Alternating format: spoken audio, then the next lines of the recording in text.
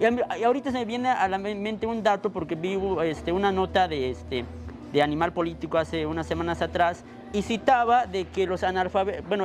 mencionaba que en el último censo del INEGI del 2020 había más de 500.000 de hablantes del tzotzil y que 90.000 de ellos son analfabetas y analfabetos. Y a mí me sobresaltó, dije, bueno, pues vamos bastante bien, ¿no? Son los 90.000 de los más de 500.000, dices, bueno, es un buen dato, buen avance, pero el tema es, ¿de qué lengua estamos hablando? Bueno, son hablantes del tzotzil, pero realmente, ¿estamos hablando de los que saben leer y escribir en tzotzil